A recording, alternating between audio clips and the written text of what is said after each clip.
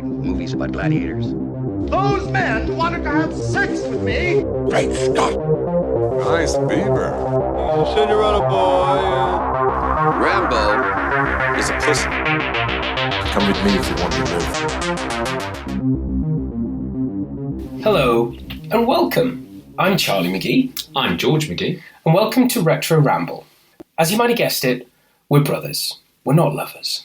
Brothers who grew up on a healthy diet of films and who enjoy rambling about it. The purpose of this podcast is to take a look back at the films we remember most fondly. Films that are worth discussing for one reason or the other, good or bad. We've spent so much time with these films, they're practically family. Like, an old friend, a warm blanket, a pen pal, or a guy that you have strong feelings for. But anyway, enough about what we're going to cover. Here's a word from George about housekeeping. We are not journalists. Still not film journalists. We're still not film journalists. We're not getting paid for this. I am. What? We are film fans. We are relatively new to this podcasting malarkey, so in the words of Airplane... Got me some slack, yeah? Hopefully you would have listened to a few of the episodes by now, but we always have a retro focus. We will go off on tangents, like all good skiers, we'll go off piste. We'll cover books that have inspired films. We'll talk about just random fiction books we're reading, TV shows we're watching, games we're playing, or other film news of interest. Basically, we aim to keep you entertained by covering these films with a bit of banter, a bit of nostalgia, in a way that makes them accessible and might inspire you to go back and watch them again. The chances are that if you're listening to this podcast, it's because we're covering a specific film, but in terms of courtesy, just to let you know, there's going to be spoilers throughout. We are going to delve into each and every act of this film, revealing the ending, who gets killed with a big gun, all of that sort of stuff. So just be aware of it. We suggest that you watch these films perhaps to get the maximum enjoyment out of this podcast beforehand, but it's not essential. But that's enough from us. Shall we get our ramble on? Let's get our ramble on.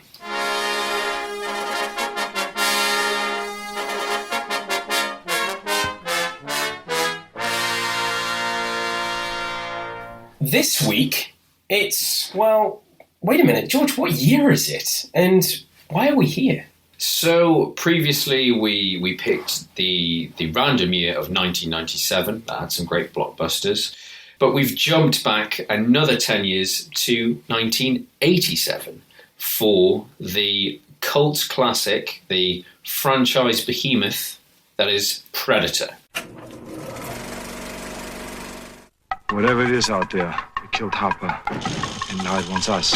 Nothing like it has ever been on Earth before. She says the jungle, it just came alive and took him. It kills for pleasure. He was skinned alive. It hunts for sport. It's killing us one at a time. But this time, If it bleeds, we can kill it. it's picked the wrong man to hunt. Arnold Schwarzenegger, Predator. Arnie at his best, arguably. Yeah, I think one of the reasons why we've picked this as one of our topics is it's a big film. It's a very well-loved film for people of our generation. Definitely one of our favourites. It's one of our favourites. Yeah, I would say it's one of Arnie's best. It's a great action film. It's a great. I think the era that we focus on had some great examples of what I would call a genre mashup. So it's action, it's sci-fi, it's horror, the same way that Terminator is or Aliens is. It's a bit of a mix of genres, and I think that's why so many people are engaged with it, and the reason why all three of those films are still love it or hate it, they are still churning out films to this day. They are the franchises that cannot be killed. Yeah, and it's these films they're kind of the reason we're doing this podcast. They're what turned us into the cinephiles that we are. So they're very much the DNA of our Retro Ramble podcast. Are films like Predator and its brethren. Yeah, these films like Predator, I've lost count the number of times I've seen this film. I own it in, I think, various different formats. It's something that, we quote on a regular basis. People, it's only a few times a day. Yes, some of the quotes have made their way into sort of public lexicon that Arnie is still churning out, He's quotes. still saying it on his mobile ads, isn't it? On mobile strike, get to the chapel. Yeah, we should warn you that as we are covering Predator, there are going to be a lot of really bad Arnold Schwarzenegger impressions. I'm going to take a guess and say about 30% of this podcast will be bad Arnie impressions. There will be a competition on our blog, which is retroramble.blog, as to who does the best, worst impression of Arnie. I laugh whenever George says anything as Arnie, but that just might be because it's bad or good. I'm not sure. But let's, without adding, George, what was your first encounter with the Predator? With the Predator. So I was in the jungle. I was walking the dog. I had been drinking. I honestly can't remember the very first time I saw Predator, but on good authority, I can take an educated guess. It was at a friend's house on a VHS copy recorded off the telly, off ITV, so probably at one of our friends at James Glendinning or George Feeney's house, probably because they had a extensive video library of all these classic blockbuster films that were totally inappropriate for the age. They had older siblings. Yeah. They had older brothers. Yeah, but they were still underage as well. I don't mean to get them into trouble. I have them to thank for my initial film education. I think I probably watched it around 10 years old, so a little bit younger than the target audience. But I think it's safe to say I didn't watch it in its purest form. I say it was recorded off TV, so there was commercial breaks, breaking up the action. Obviously, cut for TV. Cut for TV. Yeah, it wasn't until I bought the special edition DVD about 15 years ago now. Do you realise that Dylan was black? That Dylan was black. There was a lot of stuff well, speaking of Dylan, I had only read about it, but that whole his death scene where his arm is chopped off is completely missing in the ITV cut, and the same as quite a few of the deaths were quite poorly edited. I don't think there was any RoboCop levels of creative cussing replaced, sort of fuck you to why me? I don't think there was any of the melon farmer type lingo, but there was a lot of the violence was cut out, and so it was an incomplete experience, but that still didn't stop it from being a really memorable film for me. I'm quite happy to admit I'm not a horror fan. And this is probably, but growing up, this had just the right amount of horror and sci-fi and action that, it was a real sort of favourite film for me. Well, in terms of my own first encounter with Predator, I had no idea what this film was about, but I still persuaded Mum to get me the Commodore 64 Predator game. I had no idea what was going on. I think it was something to do with the infrared aspect of the film. Well, games weren't as violent. You can't be really that violent on a Commodore 64 game. You can't really see anything. Just going on. Lots of pixels. There's a guy walking across the screen. Could be a guy. Could be is that Predator a girl? But obviously this is one of those films that, as you say, we used to watch with our friends when we were younger, when we were at our tweeny age or younger, sort of between 8 and 13 years old or whatever. And these were films we shouldn't have been watching, but they were our coming of age activity that we used to do. But I'd just like to say, in terms of Arnie himself, he's a very big part of our lives. He's like an absent uncle. Yeah, he's kind of always been there, and it was taboo, He's always been there for me. our dad has his own opinions about Arnie, and just said, the guy's just muscle. He's he comes across as just like zero talent, and obviously everyone's aware of what Arnie is. But I think the reason why Arnie is still relevant today and has gone as far as he has is because he's embraced both his strengths and his weaknesses. And this film, it's such a good film for him. It shows many different aspects of Arnie that we didn't actually get to see again in some of his other films. Yeah, I think it's actually he wasn't typecast. My point is he wasn't actually really typecast yet. He'd done a lot of he was Conan, Commando, and this is like height of his like fame. If you think this is just off the back of Commando and Terminator, so his star is really on the rise. So he's in real sort of power play position, sort of obviously. I think between it's his own project in a lot of ways. Yeah, I think he had a lot of say in terms of the picking the cast and even the director. But I think fair play to Arnie is that he could have been a real diva about it and say, "Oh no, the film all has I'm jumping into it already. It has to be all about me taking on the monster in the jungle." But he does, fair enough. The last third of the film is that. However, one of the strengths of this film is the team banter, and it's all the different characters. And he was actually keen to stress that when they were fashioning the script and everything, and saying, it has to be all about that team dynamic and the team getting picked off one by one. And he's gone back to it, and I think he said it's one of the films he's most proud of. And he should be. It still stands up today. And in terms of the production, Mr. Film Guy. Come on, George, give us what's the inside industry scope on the director? I'm just going to put on my glasses here.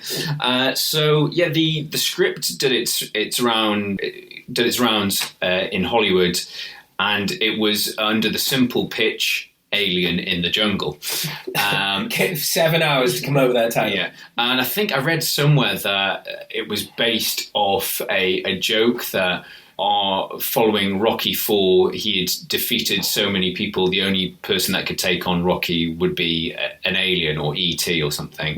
and it sort of evolved out of that joke. But yeah, it was written by two brothers, not lovers, the Thomas brothers. I think it was what they call a spec script, so it was their first sort of script. And it was picked up by legendary Hollywood producer Joel Silver.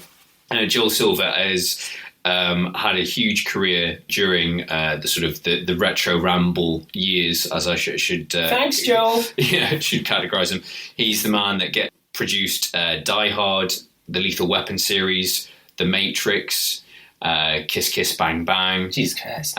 He's a big player in Hollywood. He's a legendary producer. He's also got a legendary temper, and has been actually, he's such a big character in Hollywood. He's been parodied in films. So the producer character in True Romance is based on him, the guy that's doing loads of coke.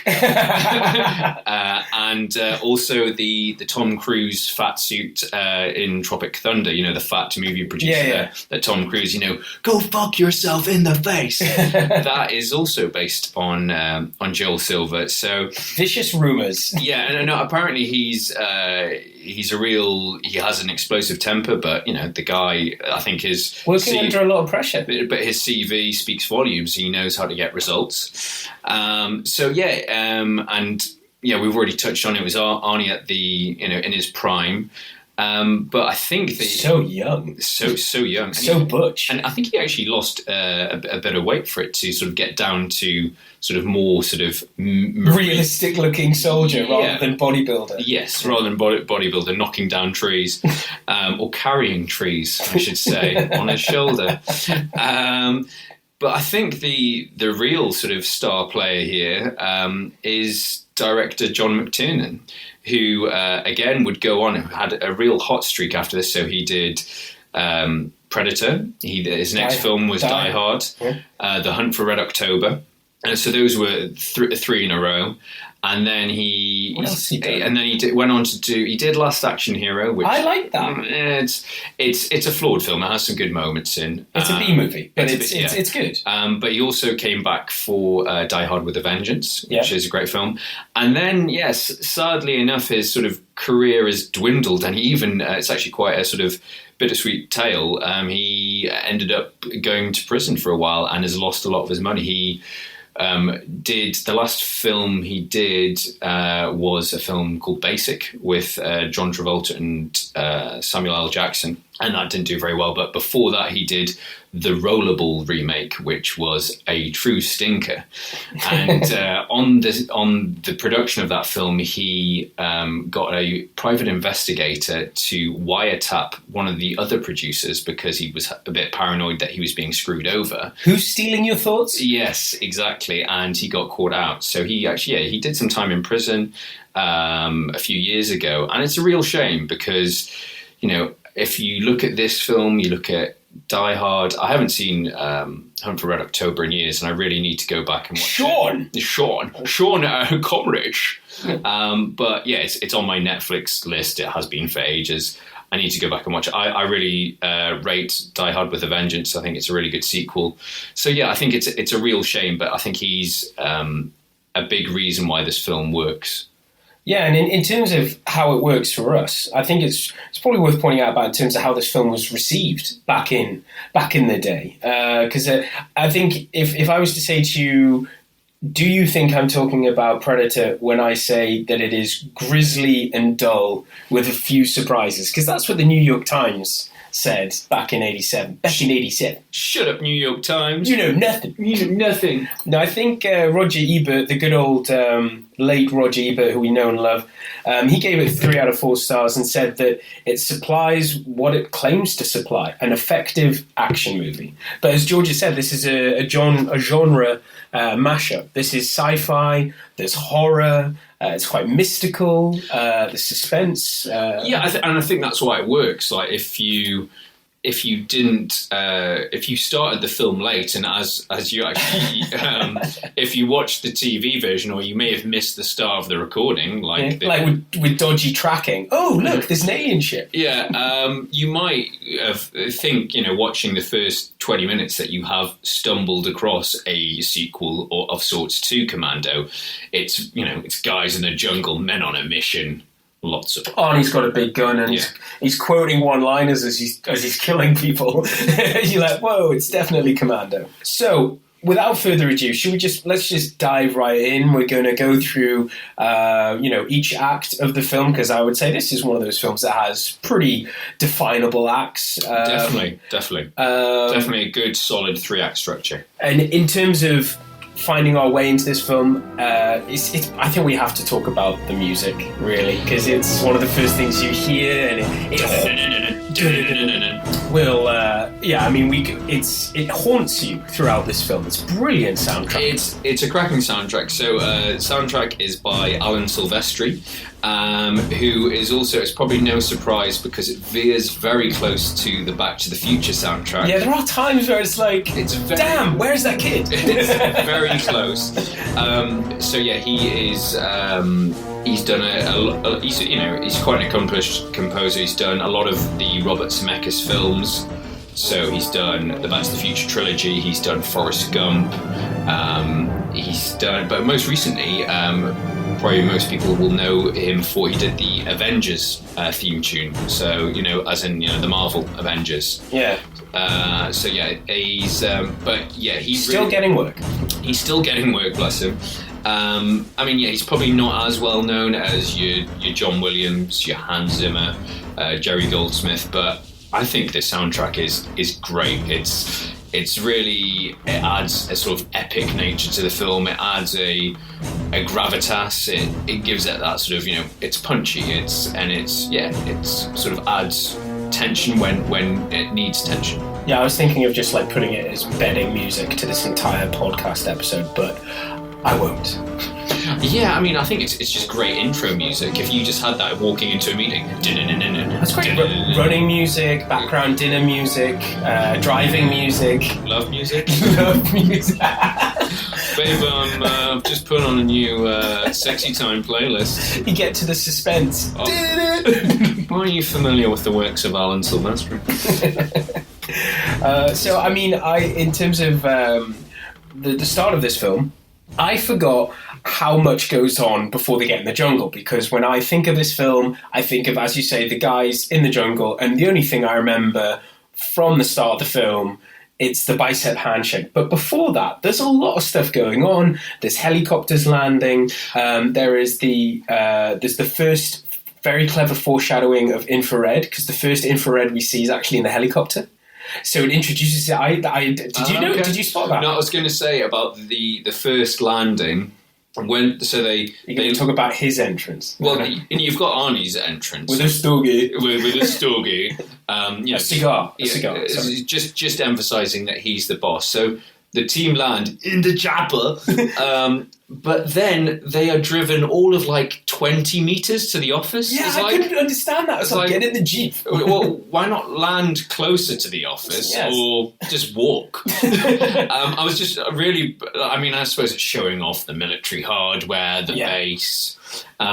But yeah, we can't avoid that arm wrestle. I think it is the most. Is it an arm wrestle? It's an air wrestle. It's an air arm wrestle handshake. It's a bicep thing. But where do we start? I mean, there is so much. If we want to talk about what is online, what this one handshake has inspired. There's a cartoon. There's a website. There's a logo. There's a blog which is just the two biceps. Yeah, no, I saw it was a few weeks ago. I saw a craft beer in a pub in London, and it was called Dylan, and that was the symbol, the biceps in that clenched embrace. So yeah, it's iconic. I think it is the most famous arm wrestle bicep shot. The most famous air arm wrestle, definitely. Well, yeah, it's fairly unique. What I want to know, was that in the original script? So there we go. The camera closes in and we see two greased up, sweaty, black versus white, bulging biceps. It's a meet of two powerful people. It's weird though, isn't it? When you and I go back watching this film, we've watched this film so many times. We know it backwards. We kind of know what's coming. We're still we're still taking something from it each time. And for me, this time, what I took from it, it's amazing how much subtle exposition Arnie does in one line. So there's the fact that, yes, we are going to analyse that air. I'm going to try and analyse that air arm wrestle. Air shake. We'll call it the air shake. So, yeah, he grabs, Arnie wins, so that's the first thing. Yeah. But it's the way he delivers the line. It's like, if you read into that line, we'll play the trailer, whatever. But he's basically saying, you've lost. You want me to explore it? Do it. What's wrong, Dylan? CIA got you pushing too many pencils. There we go. So, yeah, it's the fact that Dylan and Arnie Dylan and Dutch have obviously worked together in the past. Arnie's is telling the audience. They have a history, and Arnie's telling the audience that Dylan works for the CIA and that he's out of action, and that he's softened up, and that's all in one line. And this brings me to the point that we will, which I hope we're going to discuss a little bit, that every single thing that Arnie says to Dylan, that relationship, it's such an arc in the film. Well, that's it. There's a lot of quick exposition, and I think for years it went over my head now, and it's still I'm still a little bit shaky about the lie, the cover story that Dylan gives them to get in, and what was it, the actual real reason that there's some CIA mole ends up captured by guerrillas. There's something to do with Russians. It's never properly explained. It's sort of like it's thin, because it's like, what is it, the cabinet minister? Does he normally travel on this side of the border? Why us? And that's it. It's like, because you're the best of the best. And yeah, that was the whole, we're a rescue party, not assassins. And then you go and see him blow up an entire village. And then throw knives into people. But we'll get to that. But I mean, going back to the air shake for one moment, there's so much done. It's like, CIA got you pushing too many pencils. And then the whole thing, he wins the arm wrestle. And it's like, Dylan, you still don't know when to quit. And so in foreshadowing. Yeah, that's what I'm saying. In a few seconds, they've established relationship, history. It's weird, but it's hilarious to actually analyse this, considering how many times we watched it, just giggling, just waiting for those immortal words for Arnie to come out with. still works every time. But there's so much more to that. It's just funny to look at it with fresh eyes.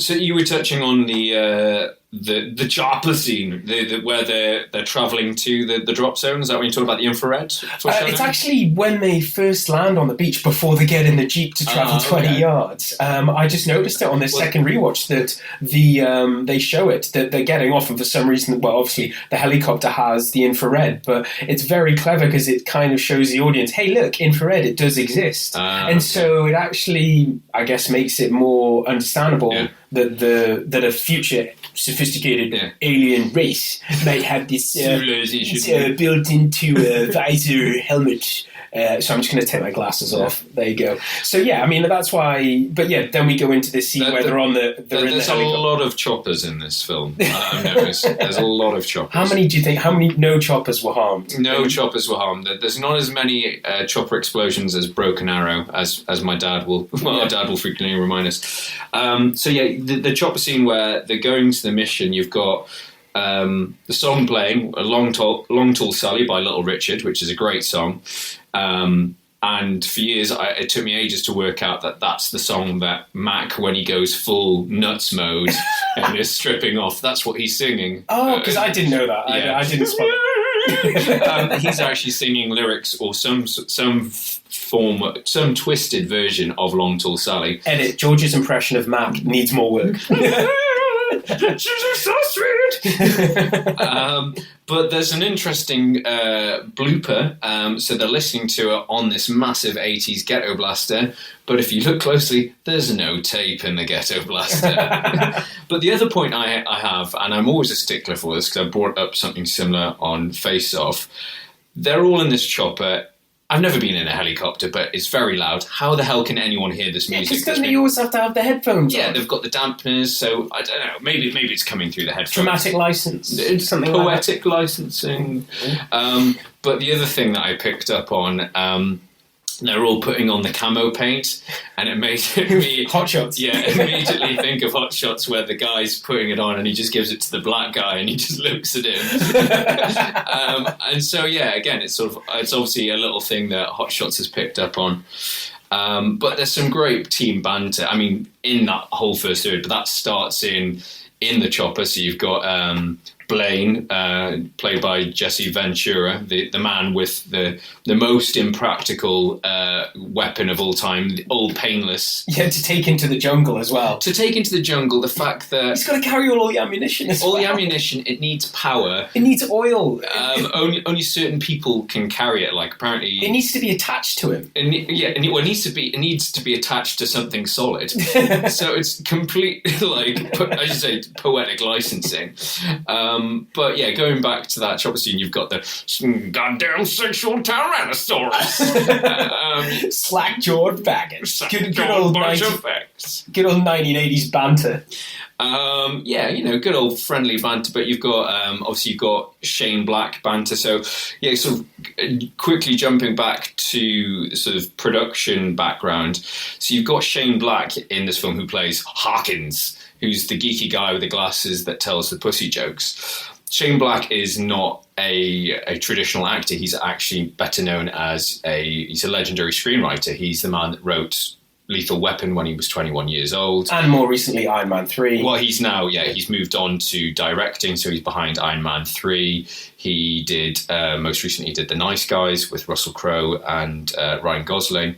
But yeah, for a time during the 90s, he was the highest paid scriptwriter.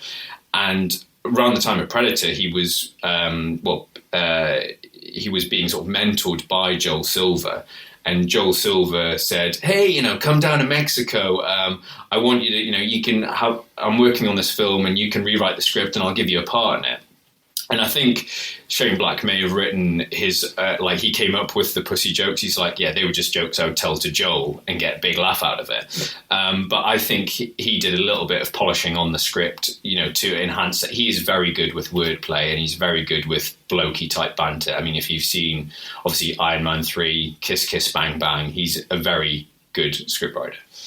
But yeah, it's interesting. This is his one and only sort of acting role.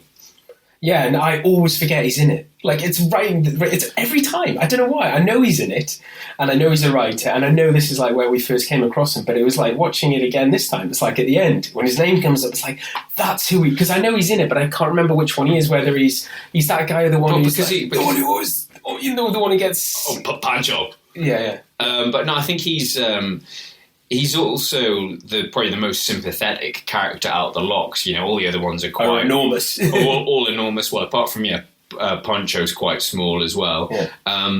But yeah, obviously he's the first to go. But you sort of almost feel. I don't know if it's just me, but I always remember feeling sorry for him when he dies.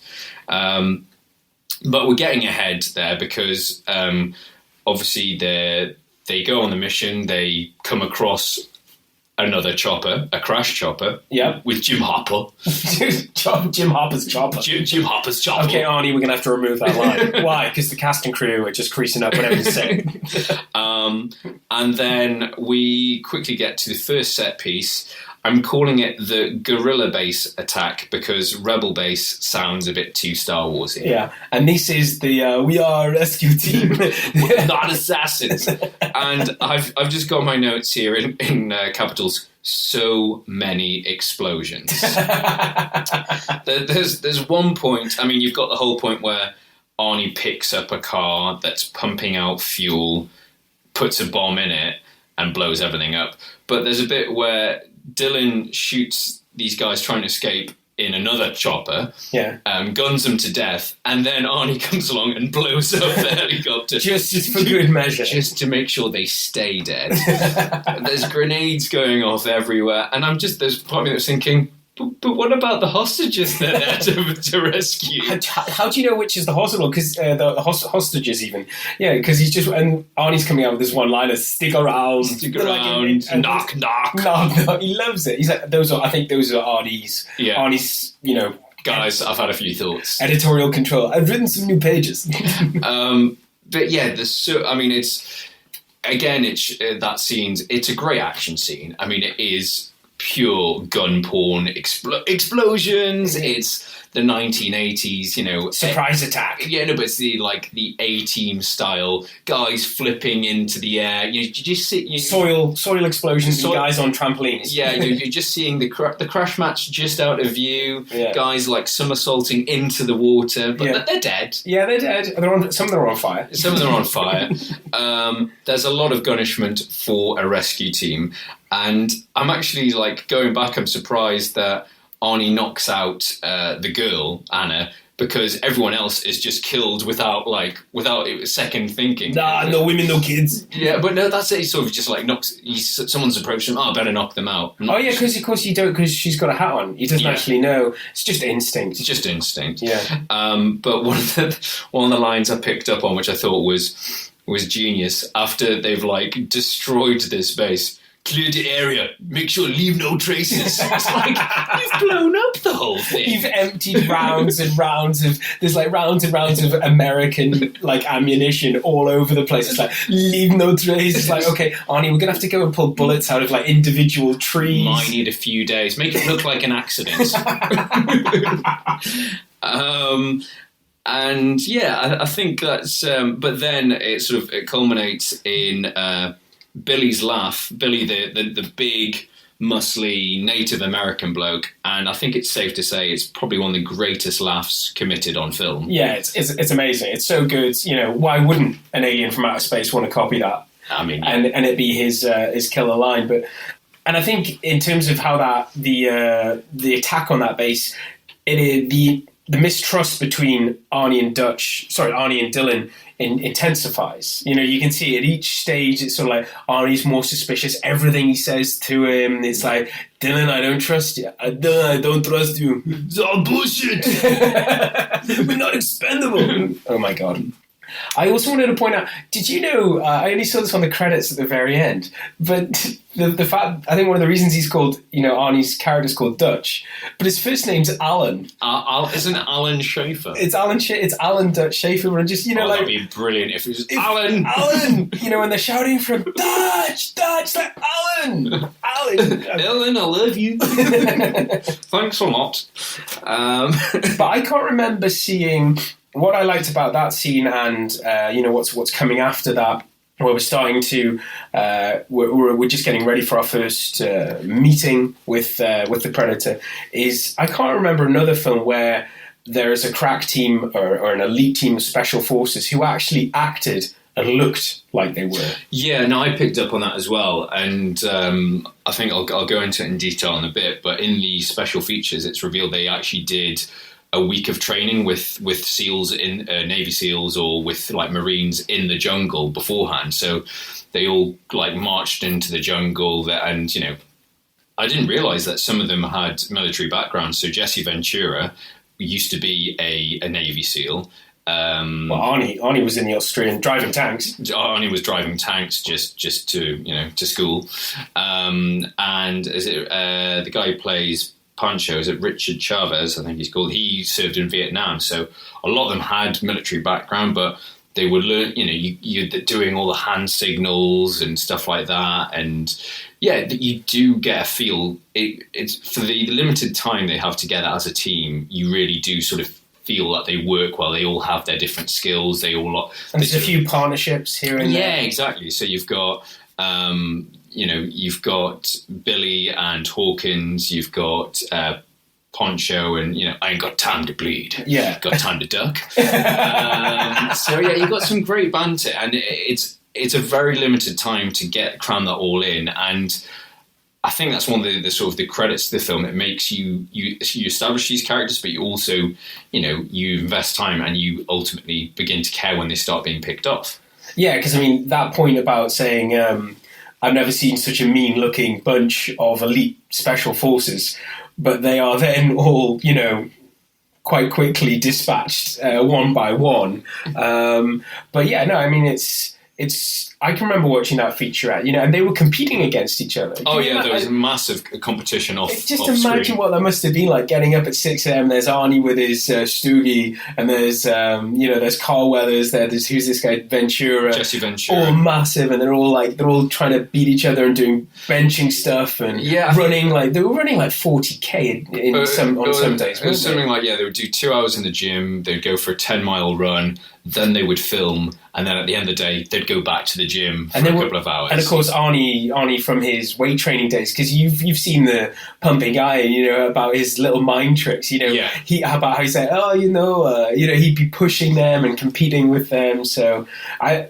think they had a great time making this film. Well, that's it, and I think that's sometimes it's a detriment to a film. Sometimes you can tell a film they've had like more fun off screen than they do on screen, but I think this film captures that that banter that they've all had together. I think it's done for the right reasons. Yeah. I think in Predator it's done for the right reasons, because they're ensuring that they're fit, that they look the part, and that they can also portray that they're a team that works together. Yeah. I think when it falls apart is in films like in the Ocean's 11 films, where they have so much fun together that by the third film it just comes off as this really smug thing, and you just wish that you'd been privy to what was going on behind the camera, because what's happening in front. Or you wish that a Predator would turn up and just start picking off one by one.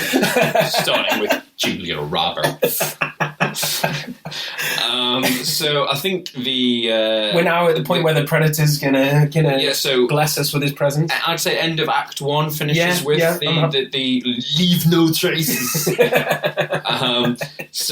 But one thing I picked up, you've got so they've got Anna the rebellious rebel guerrilla. They've got her in tow just to deliver exposition. Yeah, nice side boob. Some good side boob action. But at the one point I picked up on, because she starts off, she's trying to escape all the time, and she manages to escape Dylan by throwing leaves in his face. And all I thought was, oh my eyes, not leaves. Dylan, trained CIA operative, ex-commando. The one thing I wasn't expecting was damn leaves. This is one weakness, leaves.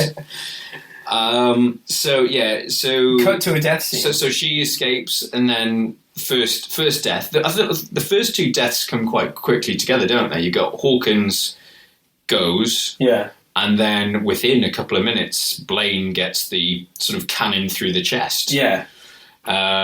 which leads on to one of my favourite bits, the gunnishment scene where they mow down about an acre of rainforest. And you can actually see the branches falling off. That must have been I think, to quote Starship Troopers, a live fire exercise. But I think there is the occasional someone out of shot pulling down a tree as well. Yeah. But yeah, that's a real... And there was part of me thinking, how much ammunition do they actually have? Because imagine, I'm out too. Okay. Shit. Let's get to the chopper. That could be a great, how it should have ended. Like, they've just spent all their ammunition, the Predator just turns up and kills them. Right, you fools. Vengeance is mine. But I forgot about, there's some great characters in this, and I love, like, Billy is such a memorable character, and I just love it ain't no man out there. And he just goes, we're all gonna die. He just says it, like, so nonchalantly and just walks off. Yeah, it's like he knows, because he's got the scent. He's the tracker, isn't he? Well, so he's the one whose opinion everybody respects apart from Arnie.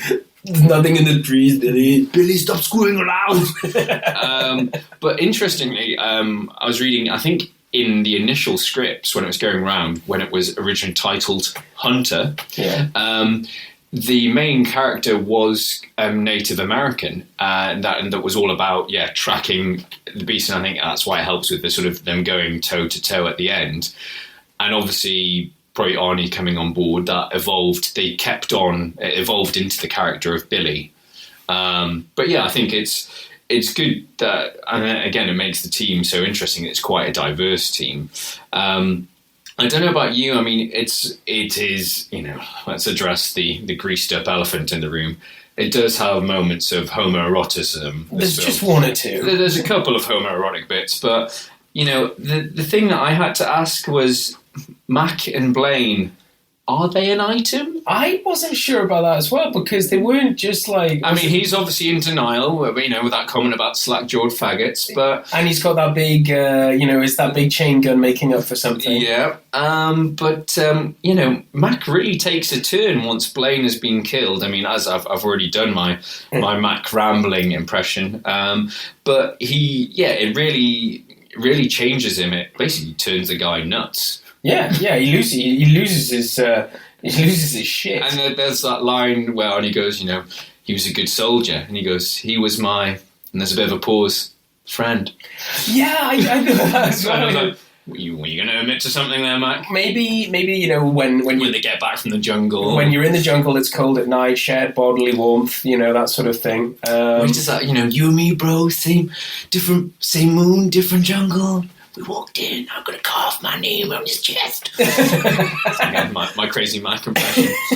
Gotta love Bill Duke. The immortal Bill Duke, yeah. On the special features, which are filmed like 15 years later, he hasn't aged a day. Yeah. But yeah, I love Bill Duke. He's a great character actor. So yeah, we have obviously, with that massive gunfire that's going on, they do actually manage to hit the Predator, and then we have this scene which I enjoyed even growing up, because it's really the first time we get a look at what the Predator looks like, where he's self-medicating, and I'm not talking about doing tons of blow. He's actually using some pretty advanced alien technology to see him popping painkillers.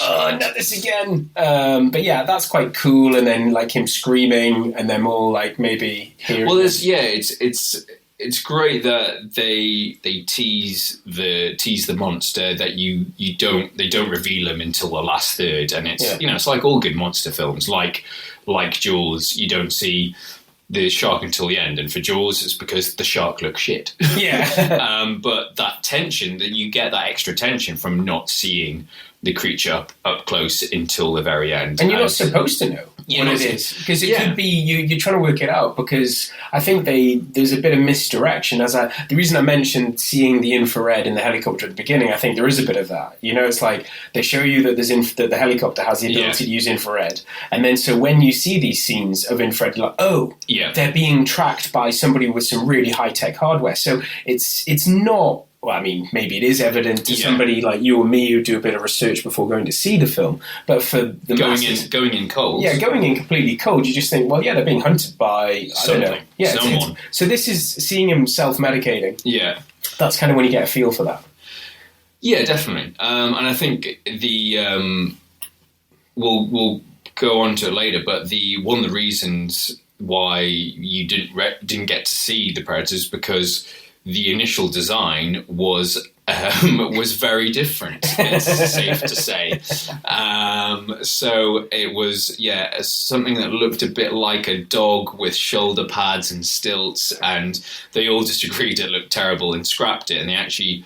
But the actors needed something to look at. So rather than having, what we were talking about, it was in Starship Troopers, rather than having the director play the part of the animals or the monsters that were going to be superimposed. You had Paul Verhoeven screaming at them from a hill. Yeah, I've got this from IMDb. An attempt was made to get shots of the Predator swinging from tree to tree using a monkey in a special red special effects suit. A monkey. However, the monkey kept removing the suit, and the idea was quickly abandoned. So there you go. Imagine being a fly in the wall. He's taken off the suit again, sir. We're going to have to come up with something. I would just love it if Arnie was on the sidelines. Stupid monkey! Stop taking it off! John, the monkey's not working. We need a new plan. So, you've seen two people down, and this is where we're starting to get, because this is, we're talking about what's Act 1, what's Act 2, what's Act 3, who cares, but we're starting to get into it's almost like there's a bit of tension, feel like you're on this roller coaster before we get into the duel at the end. There is a lot of deaths actually happen quite quickly. Yeah, I noticed that, because it builds up the tension. You've got Hawkins and Blaine taken out very quickly, and then it's the whole realization, shit, we're being hunted by something. Because technically, that's actually when they decide to leg it. Because there's this plan, get to the jobber. They're actually, they decide we can't take this thing out, let's get the hell out of here. Yeah, but then they decide to set the trap, but all the section I call "Let's work out in the jungle," because as you notice, Arnie progressively loses more clothes throughout this film, and the bit where they're setting the jungle trap, they're getting all sweaty, they're pulling down trees. He's really getting it. I talk about this at the duel at the end. He's channeling the inner Conan. Yeah, but I think it's in the most homoerotic point in the whole film, outside of the air shake, is Dylan's taking his top off, Arnie's got his top off, and they're both pulling down a tree using vines. Yeah, they're the boys are getting sweaty. It's not gay. But this also, I took a step back and thought, hang on. If the Predator's supposed to be invisible, he's always watching them, he's hanging from afar. But yet he gets caught in this trap. Surely, has he not seen them spent the whole day fashioning this trap and go, right, I'm not going to step in that bit there. Okay, so what is that? Maybe that's why he steps in it. Because he's like, well, they've gone to all this trouble. I'm going to kill him anyway. I'm going to escape anyway with my arm cannon. Or maybe he was self-medicating. Maybe he was having a nap. Yeah. That is a good little shock, though. I do like that. How it's like you need bait, so Arnie goes out. Is Arnie going to set it off? You've got that iconic scene that is like. You mean the cover of the Commodore 64 game? Yes. You've got him walking out, and then it's behind him. Classic Monster-esque. The fact that he's looking ahead of him, and then it's really good effects. The fact that all the leaves are falling. Yeah, I thought that as well. And you can see that they're having trouble seeing what's going on.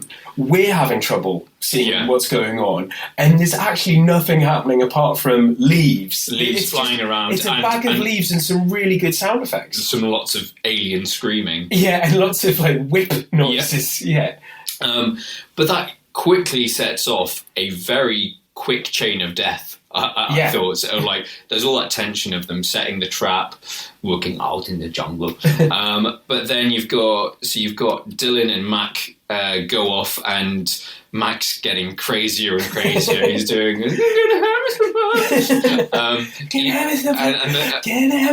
And then there's one point that he grabs Dylan's arm, and Dylan just gives him this look like, mate, what are you doing? I'm not playing. Yeah, exactly. It's sort of like, mate, I'm not into that. Dylan's a little bit cautious of, he doesn't want to get too close to Mac. And you've got Arnie, because I mean, as I was watching this film, there's just like, we've watched this film so many times over the years. There's just, whenever he comes out with an Arnie quote or an Arnieism, it's just Mac. I think there's that video on YouTube of all of his one-liners in 10 minutes. An escalator goes, Mac, Mac, Mac, Mac, Mac. We remember that. We'll have to get that on the blog. Yeah, we'll put a link to the blog on that. But this scene you're talking about with Dylan and Mac, what I think is funny about this is the fact that, the first thing to talk about is I was talking about the relationship between Dylan and Dutch. Yeah. Dylan and Dutch. It's how they go through this arc, and he's trying to redeem himself. Yeah, exactly. Like they're like parting words, and in a very economic use of script, Dylan admits his guilt in the whole operation's failure, and kind of says to them, "Look, you go ahead to the chopper. I'll go after Mac to try and make up."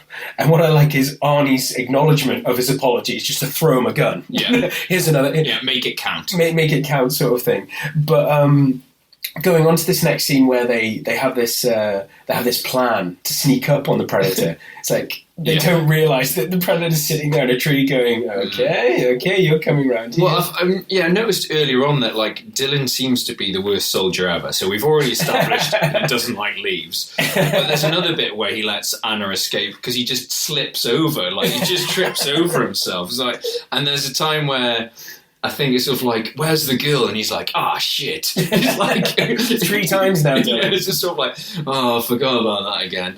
And so it's sort of like, I've got a score to settle. Yeah. Try to embarrass me as a CIA? I'll show you. But yeah, I say it wasn't until I watched the uncut edition that the whole bit with his arm chopped off, the gun still firing with his chopped off arm. Yeah, I think I've only seen that twice because I've watched this film so many. It's one of those films we've watched so many times that I think I haven't watched it start to finish I think I've only watched it start to finish, probably twice, because I've seen so many snippets of it, on VHSs of it and what have you. And so the version I always watched never had that in. So I was a little bit shocked to see that. I was like, oh yeah, of course, this is the uncut version. Yeah, and you get to see Max, the dots appear on his arm, then on his head, and then his head just explodes like a melon. Yeah.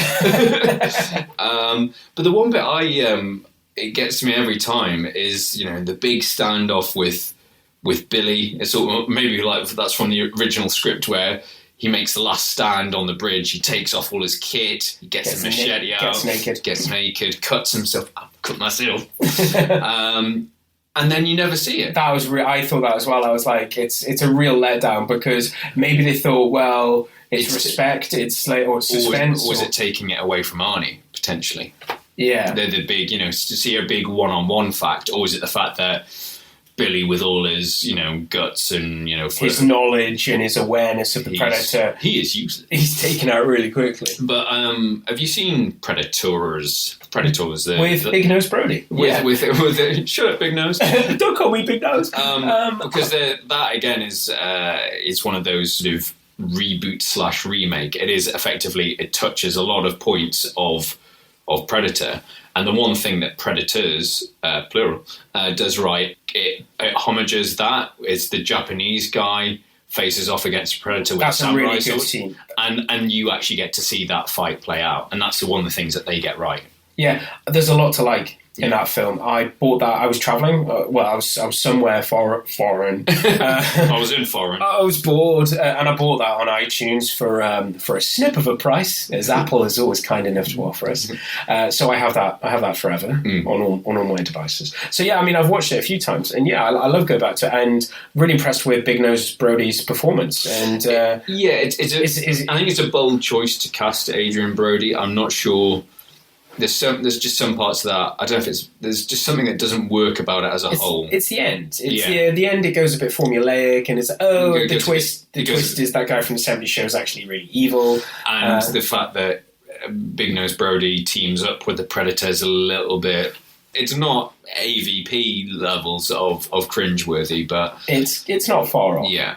So we're almost really he says the immortal words of "get to the chopper." We're down to just Arnie and the girl. Mano y mano. The duel commence. So yeah, you've got the Well, the whole bit of him doing the big fall into the water. The point I like to make about that is that it follows a very good pattern that everyone's being picked off, and you think, oh my god, Arnie's going to die. Sorry, I've just gone a bit Partridge there. But he gets away, and it's a fluke. But he's also running away. Yes, he's running away. So you see, that's the point I was trying to make. So we get to see Arnie being tired. Yeah. Arnie running around, running away, and as we'll later talk in the duel, getting his ass kicked. Yeah. That's what I was saying. There's a few aspects of Arnie that you see in this film that you don't get to see. But what an ending to a film. Yes, I know it shows his influence on the making of this film and the focus of how much of a star he was, but it's the thing that I look forward to whenever. It's like whatever happens, it's like that there's going to be this great Act 3 coming. Yeah, and I think that it is a key strength of the film that after all the sort of bombast, the gung-ho, the macho bullshit, the weapons. Yeah, it boils down to wit and, using the resources, setting traps, making... Skills. Yeah, skills. Life skills. But I remember, you mentioned earlier that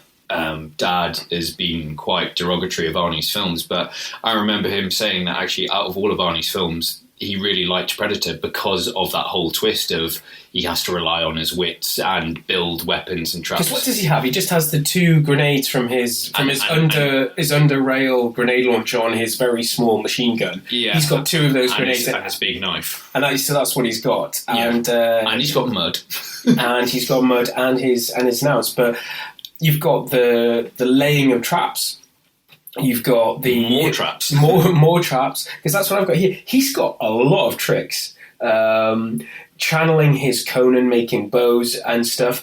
But then there's the which is obviously it worked in Commando, the suiting up. Yeah, because he hasn't got anything to put on, but he still suits up. Putting on the mud. Yeah, he natures out, and it's all like dum dum dum dum dum dum. And then the last thing, but as he does the great war cry. What a cry! Lays down the gauntlet literally, and then hides on a tree. And then you're like, of all the trees you could have picked.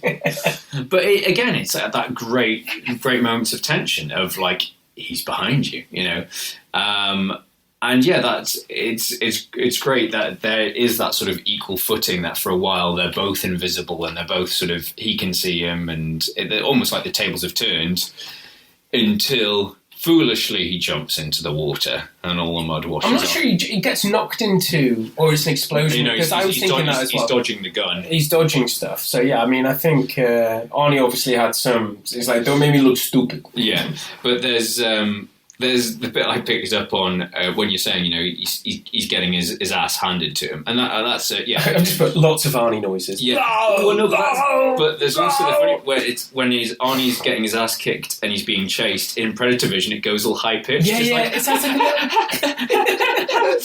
I remember us laughing at that when we were younger. He sounds like a little. It goes down to like a little child. Like, but yeah, effectively. He can't beat the Predator. Like he's outmatched, and it's only by the luck of it's a fluke, really. Fluke that he's underneath the counterweight. Sure. Come on, radio. Yeah. That he takes him out. But the last point I've got on my notes is for the Predator, where he's been beaten, he's been outsmarted. If you're going to go down, if you're going to set off your own wrist-mounted nuclear bomb, you're going to go out with a maniacal laugh, you've got to make sure it's Billy's. Exactly. It's a great in your face. But I love the way how it's done that, because I was thinking, does the alien, to not analyse it too much, but does the alien know what laughter is? Is that why he's recording Well, that's it. Is he playing back the recording because he thinks does he actually want to laugh? Well, I think they do hint that, and they explore it in the later films, that they are, whilst they're hunting, they're also learning. Yeah. So they're learning to communicate. So yeah, because you could interpret when he says, "What the hell are you?" and he goes back to him, "What the hell are you?" Yeah. Is that sort of like, well, who the hell do you think you are, mate? I thought that was good, because it was like, talking back. But I think it is all part of the laying the trap. Yeah. I think that's why they do it. I'm not sure. I know it's probably been talked about, but for me, it's not a device to learn how to. It's just to mimic us, to trap us, for the kill. Yeah, but I say they touch on it in the later installments. Obviously, Predator 2 builds a lot more of the Predator mythology.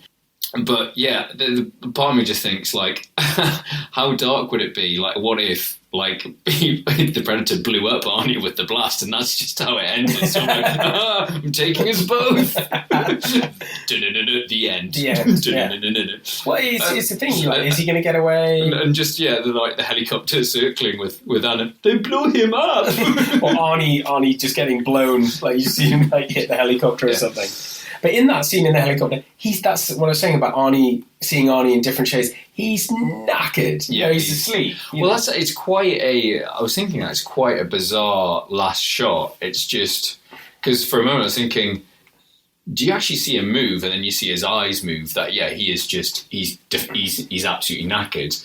But it's a bit of a bizarre shot to end on. They could have just ended on him standing triumphantly against the tree whilst the chopper lands, and then that could be it. But that's a great scene. I don't know how they filmed that, because I mean, because it's a wide shot. Apparently, they found a bit of rainforest that had been part of a forest fire. And they location scouted. So and I think that's something we haven't really touched on is the jungle is shot really well in this film. Like for me, growing up, obviously, we grew up in a little village in the countryside. Never got, for years, that was our reference of what a South American jungle or tropical jungle looked like. And it's almost like another character in the film. You really feel immersed. And it's the mist and the humidity. And it adds to, and I think that's where the other films or the sequel doesn't work, because,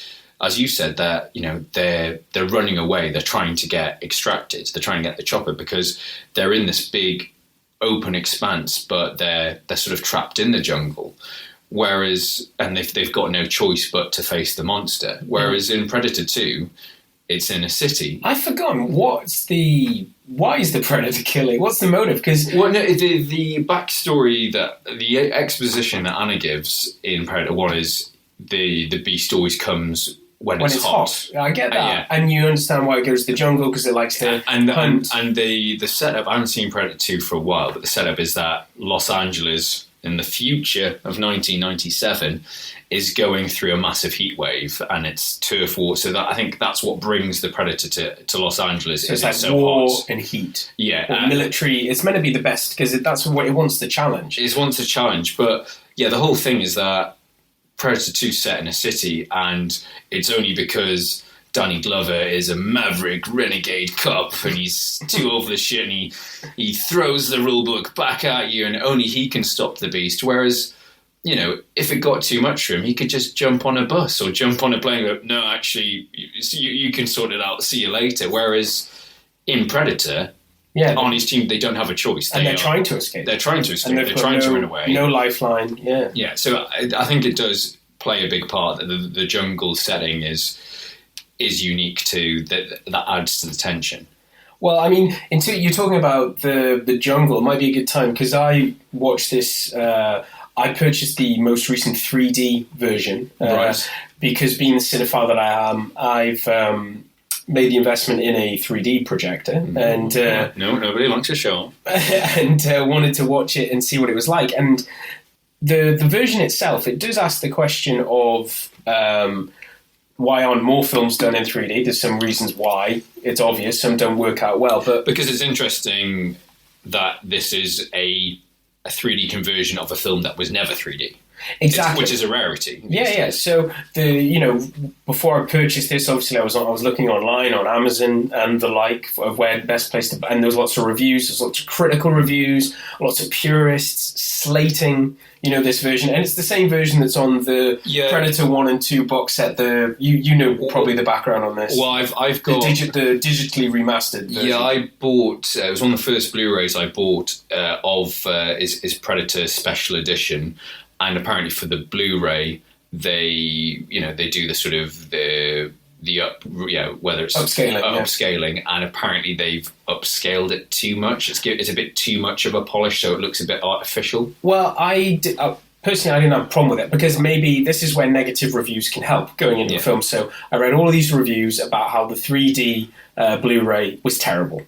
So, and within the first few minutes of watching it, as I said to you, Dylan Carl Weathers looks a bit action man-y, a little bit plasticky. But that was the only thing I had an issue with. What stood out to me is how the stereoscopy, the 3D effect, is the opposite of what happens in the cinema. So in the cinema, you sit there, you've got your 3D glasses on, the screen's way back, and stuff's jumping out at you. Yeah, you just get, at some point, a spear or something sticking out at you. Whereas with this, and I don't know if it's what you say because they went back and made a film that wasn't 3D, but for this, it's all about depth. Yeah. So everything's in front of you, but like on my wall, where I was watching the projector, and I'll put a picture, you can't really see in the picture though, because obviously it's a still. But there's depth. So it looks like you've got the main characters in the foreground, and then it looks like I'm looking into so it's behind. Well, so it's going away from me, whereas in the cinema, the 3D's coming out at you. So it's the opposite. Well, that's what good 3D should be. And, it should be if you look at, and one of the reasons why Avatar is still, the best example of, I haven't seen Avatar on home 3D, but in terms of cinema 3D, because you've got that element of depth. It is like looking through a window. Whereas I think that's the worst side of 3D is that gimmicky, let's something come out of the screen. Yeah, and it looks really, really good. So in terms of, is it worth doing it, or did they go too far? I think they make it look more modern. So it's a digitally remastered version of this film. So, I mean, as further down, I've put a lol next to the note I made, because at one point I'd obviously had, a couple of glasses of wine and... Oh, you're relaxing. And I'm like, the 3D is awesome! But to be honest, I did have one major hang-up, which was about... And I suppose it's not even really the 3D, it's the remastering of the cloaking of the Predator. It's obvious they've done work, and... It's not that much better, but it's not what was on the original edits that I remember. It's not what I remember, because it was smooth and outlined, and that geek comment that you mentioned about. Well, yeah, one of the goofs is that is like, you cannot see the Predator's dreadlocks when it's in invisibility mode. Yeah. So they've sorted that out, and they've done some really good treatments. So. For me, when it's a film like this that I love and I will rewatch till the end of time, why wouldn't you want a 3D version of one of your most favourite films? I can't understand the backlash. Yes, there'll always be the classic, and like you, I've got it on DVD, I've got it on Blu-ray, and now digital copy, and now I've got the 3D. So what's the problem? I mean, what's the big fucking deal? Yeah, exactly. Chill out, or CTFO. Well, you've talked about the Predator 3D, and one of my fondest memories of buying the special edition all those years ago on DVD is the extras. It's actually got some great behind the scenes stuff, and they do a retrospective. You've got they go back. It's like a 15-year reunion. So they've got Carl Weathers, they've got Bill Duke, they've got Shane Black. Unfortunately, they haven't got Arnie, but they've actually got, surprisingly, they've got a lot of behind-the-scenes stuff that's filmed, as they're filming it. So, yeah, the stuff, as you said, there's all the sort of the banter that, like, Arnie plays this trick on Jesse Ventura about, like, who's got the bigger muscles. My good friend, the actor Carl Weathers, talking about all the training and Arnie getting him addicted to cigars or his stogies. But yeah, I don't want to spoil it too much. But it's a really entertaining sort of look back, and it shows that they had a lot of fun. There's some interesting sort of tidbits. I say it shows you some behind the scenes of what the original Predator design looked like, and it looked awful. And this actually leads me to casting woulda, coulda, shoulda.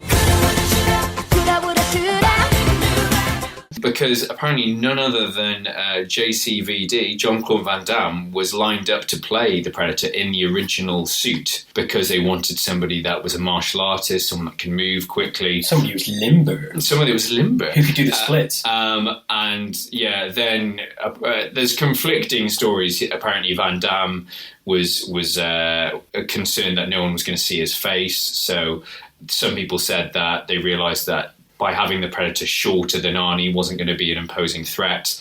And I think the whole thing was scrapped when they saw how terrible the original design was. But they then got in Stan the Man Winston. Stan Winston is one of the most legendary monster special effects guys. So he created the Terminator. He did the Alien Queen. He did the practical Jurassic Park dinosaurs, so all the animatronic stuff. So yeah, he's a real sort of legend, and it was actually Arnie that recommended that they use him. So yeah, I think that sort of adds the whole look of the Predator. It just looks really fucking cool. And the weaponry and all how that moves, that's probably thanks to him. Yeah, and that sort of, I think that's a big part of why it still has this legacy, that it's still a franchise. There's still churning them out because, you know, he's got the spear, he's got the rocket launcher on his shoulder, he's got the laser 3 dots, he's got the he's got a lot of tech. The part of me that I say, you know, Predator 2 is not as, it doesn't hold up to the original, but there's still a lot to like. I mean, it does a bold move of changing the setting. It's got Bill Paxton in it, so it's got Gary Busey being Gary Busey. It's got a great supporting cast. And it does flesh out the Predator mythology. You get to see multiple Predators. You get to see the ship. You get the tease. Obviously, you've got the big tease that unfortunately led on to the Alien versus Predator films. You have it shows an alien skull on the wall.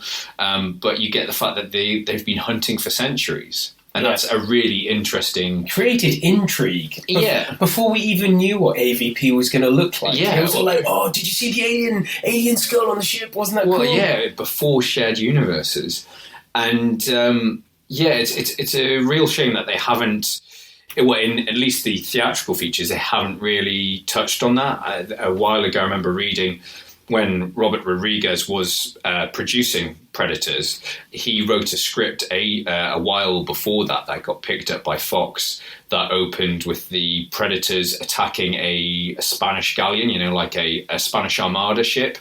And I think one of the reasons why it was just cut was just the budget. But imagine how cool that would be to see Predators in ye olden times. And there's a few fan films online that are worth checking out on, and I'll put some links in the blog, but there's one really high production values for a fan film called Predator Dark Ages, where it's all about the guys from the Knights of the Realm, you know, from the Crusades, hunting the Predator in the woods of England. Yeah, I watched that. You sent me that. Oh, did you watch it? I watched it, and honestly, I've been thinking about it. You know, it stayed with me. It's really well done, considering it's a fan film, considering the budget, and there's some nice little lines that are homage and the Predator looks amazing in it. Yeah, and somebody's obviously spent a fortune on buying all of the replica stuff. They've obviously picked up somebody at Comic-Con. Hey, do you want to be in a film? But there's also the other one that you reminded me of, which I'd completely forgotten, which is one of our favourite fan films, which is Batman Dead End. I think it's probably one of the best fan films out there. Yeah, which we'll put the link up, but it's really a great watch, which is a Batman short film. And all I'm going to say is, the Predator might pop up in it. I don't want to spoil it too much, but Batman Dead End's only about 8 minutes long, whereas you need a bit more time for Predator Dark Ages. I think it's like half an hour. It's 27 minutes, if I remember right. I had to watch it in 2 sittings. But there's obviously... I don't know. There's a legacy. You know? There's a legacy, and there's so much more out there. I've never read any of the comics. I haven't played any of the games. I can't remember what the hell happened in that Commodore 64 game. I played a mobile game when Predators came out, but it was kind of basic. I think we've decided a while ago that we're not going to reference Alien vs. Predator, because the less said about those films, the better, really. Yeah, we're on the side of Arnie, who really has a problem with those films, as you should do. As most people do. Yeah. So, I think we've pretty much sort of covered ourselves in mud. Yeah, I mean, I have to say, George, it was so enjoyable to go back and to watch this film. Go back to the jungle. To the jungle. I mean, there is... we normally try and structure our podcasts on what works and what doesn't, but they've been demoted to the bottom of this review because I've put what works, everything, what doesn't, nothing. Yeah, So I mean, apart from the Predator in the new 3D version, I don't have any hang-ups with this film still to this day. There's nothing, if you want to split hairs, you can it's say macho, it's overly, 80s, it's sexist, it's misogynistic. It's overly macho. There isn't the female role is purely exposition. But yeah, on the whole, I mean, the effects hold up pretty well, or have been touched up, or have been touched up.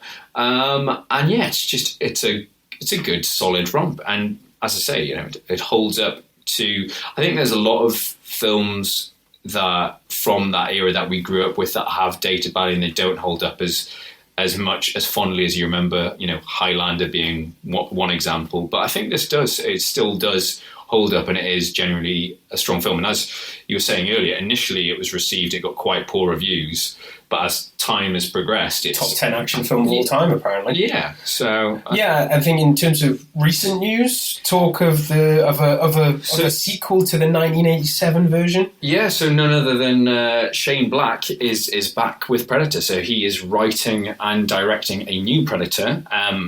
Apparently linked to this one, and it's set in suburbia, apparently, which is an interesting setting because the last time the franchise went near that was the second AVP, which is just awful.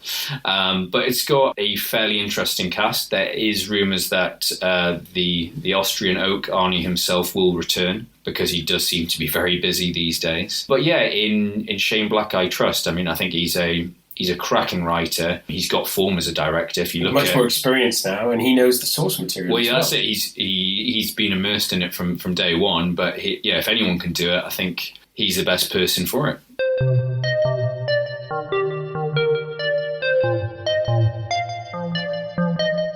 So that was Predator 1987. Now, George, do we have any idea before we go into our diversions, do we have any idea what we're going to be covering next time? We've got to feel anything in particular? I think Where do we go? Where do you go from Arnie and Predator? I think we need a bit of a palate cleanser. So I think we're going to... I don't think... less action? Maybe less action, definitely less Arnie. I think... maybe something funny, I don't know. I know, let's get back to you on that one. But, we're happy to receive... questions, suggestions. I don't know, actually, what about... what are your feelings on Point Break? That would be really cool. Yeah. As Keanu is back in the limelight with John Wick Chapter 2, yeah, let's do Johnny Utah. What a film. Let's do that. Okay, Point Break. Looking forward to it. So, what are you reading, streaming? You read anything good recently? What have you been... So I read, recently I read Steve Martin's autobiography, Born Standing Up, and it's basically all about his career just before he gets into films. All right. And it's really interesting. It really gives you an insight to where he got his craft from, how his stand-up evolved. He actually started off as a magician at Disneyland. Really? Yeah. Wow. Selling magician kits in the shop. And then he sort of merged from magic into sort of music, and then sort of he plays the banjo, and that's what I've seen of his early stuff where he's doing that. He turns up with the banjo, and it's just all improv, laugh a minute. Well, and it was interesting because he said that at the time when he was growing up, people were just were referencing. There was almost like stand-up joke books, and so people weren't creating their own. Nobody created original material. It was almost just like. Have you heard the one about the guy who does the? Yeah, it was like recycling jokes, and he saw a few things, and I think it was more sort of experiential theatre that pushed boundaries. So it makes me want to go back and actually dig out, because I don't think I've actually seen any of his stand-up stuff. I've just mainly seen his films, because this is even before Saturday Night Live. But part of his routine, he got the whole audience to come out with him, and you'd get them he was taking them down the street. And I think at one point he got took them into a restaurant or got them onto a bus. Yeah. So yeah, it's really interesting to see that how he's evolving his act, and how he's deciding what he wants to do. But it's quite melancholy as well, because he says, being on the road touring, it's quite depressing. It's quite lonely. The fact that you've got the whole adrenaline of the show, but then you've got the come down afterwards. Yeah. And got to prepare and get psyched up for the next one. Yeah, and I think that I think that's why he moved more into acting, was because that there was that element of control, and more, it was the pace as well, that he just said, to do stand up was just ruining him, was crushing him. So it's, as you imagine, there's some great one-liners. He's a great writer. I mean, he's written a lot of films. One of our favourites being Bowfinger. That's a great film. But yeah, definitely, and it's quite a short book as well. So, and I think at the moment on Amazon it's £2. So check it out. Cool. Well, yeah, we'll put a link to that on our blog.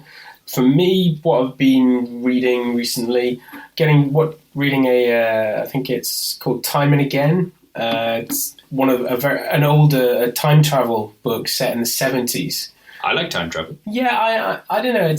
It's strange in that there's no complicated time machine. It's basically this idea that the connection, the ability to travel back in time, for some reason, is just from being able to look at where you are and for what you see to be exactly the same as it was back in, like, say, a certain time. So this guy's in New York, and there's that old building on the edge of Central Park, and if he goes into that building and he looks out and there's snow on the ground and there's no traffic, and he believes that he's there. So if he lives in the apartment and he wears the clothes and he eats the food of the 1880s, if he's actually consciously believes that he's there, that he's actually taken back. All right. And it's a government-run project, and they do it. They test it. So it's different. It's that sounds interesting. Yeah, it's called Time and Again by, I think it's Jack Finney.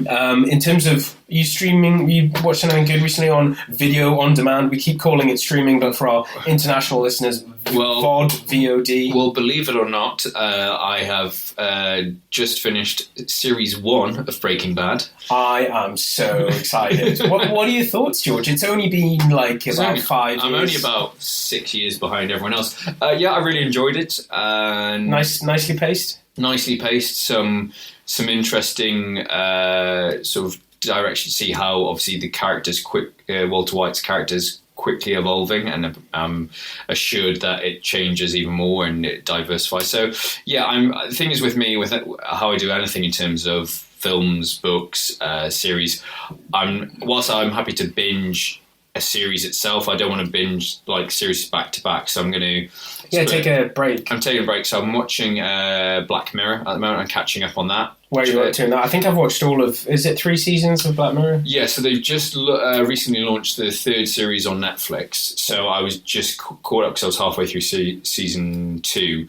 So I've watched season 2 up to the Christmas special, because I don't fancy watching Christmas special when it's not Christmas. Yeah. Even though my man crush John Hamm is in it. Yeah.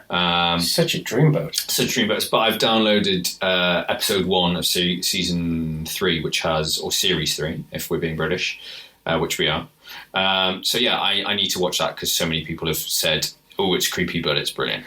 I had so many mixed feelings about watching that. I remember watching the first, I think I consumed most of the first season on a car journey somewhere. I watched like 2 or 3 episodes. It's unsettling. It's really unsettling. It's really uncomfortable, but it's so thought-provoking. And I think it's a really important message to show that the problem, that our fears about technology, it shouldn't actually be in the technology. It's how we as a society would abuse them. Yeah. Or corporations. Being a corporation. So yeah, Black Mirror is great. I'm mostly watching The Man in the High Castle. Series 2. Yeah, series 2. I've yet to watch that, but I really enjoyed the first series. It's better than you might expect. They've done, I'd say, without spoiling anything, because I'm not going to spoil something like that, because it's not as old as the films we cover. But it's great, because at the end of the first season, you might think, and I wouldn't want to spoil that either, you might be thinking, where do they go from there? But they've done a very good job of developing both the characters, the plot line, and introducing new concepts. And it is very very interesting. And I do believe that even though the first series got some criticism from purists of who read the books of Philip K. Dick, it was a great first season in my opinion, and this is a great second season, and I think it will go on to continue to be good. So I'm enjoying that. And just last night I watched the first... this will show some great marketing. I can't remember the title, but the first episode it's a new Netflix. If I tell you it's a new Netflix series featuring Bob Odenkirk about a guy who writes greeting cards, but it descends into murder and suspense and everything. Not and it's kind of like a whodunit sort of. Some guy comes up with there's a new thing. Someone creates a new holiday called Girlfriend Day, and of course there's a prize, and it's black comedy. It's good. I like Bob Odenkirk from is he Better Call Saul? from Breaking Bad, and then obviously later in Better Call Saul. I like him in those sort of roles. So yeah, and in terms of playing, not much. I got the new Ubisoft game. For Honor, which is a hack and slash set in medieval times as like Vikings, knights, and whatever. But it's a massive multiplayer online where you can have duels. It's with old weapons. Challenge you to a duel, and it's good, but it suffers from the same problem that seems to be happening always with Ubisoft games. Is that it's repetitive and the plot is cretinous. I don't know what goes on. I mean, there's some... Well, it's because they're churning them out so much. And there's like scandals about what goes on in those offices at Ubisoft. Apparently the CEO got in trouble for videoing the developers and stuff secretly. So, yeah, I mean, they're really... You can tell they're really, and I don't mind saying this, they're really up themselves. They do some beautifully designed games like the Assassin's Creed, the Division, and I get hooked every time. I buy these games, I play them, they look great, but there's absolutely no substance to them. But, I'm a grown man and they are designed for children. So grown people in their 20s. Yeah, so I shouldn't really complain. But yeah, really, so that's all we've got time for, I'm afraid, because... we've got to go out. We're going out tonight, aren't we? Yeah, we are actually going to another podcast. We are going to a live recording of the aforementioned Empire podcast. So maybe we'll give you a little bit of extra tidbits. Maybe they'll ask us a question and we'll be caught on podcast forever. But who knows? But we'll see how the professionals do it. And we can also say, and don't forget to check out the article on Predator on the blog, retroramble.blog. And there'll be other reviews of games that Charlie's been playing, and all the links that we talked about in terms of the fan films, the parodies, and a lot of funny stuff on there. So yeah, check it out, retroramble.blog. Cheers now. Bye-bye.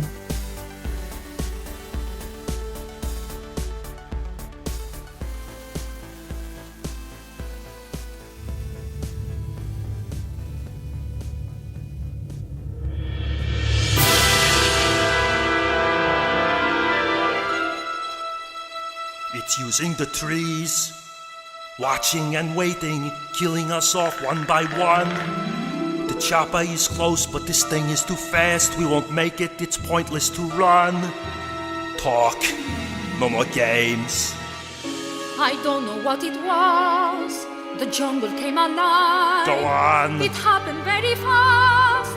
Not easy to describe, but you must have wounded it. Unless my eyes deceive, when the big man was killed, its blood was on the leaves. If it bleeds, we can kill it. She discovered the key. There is proof we can wound it. So repeat after me. If it bleeds, we can kill it. If it bleeds, we can kill it. Yeah, now take a stand. Here now, take a stand. We can bring down this beast. We can bring down this beast. If we stick to the plan. If it bleeds, we can kill it. So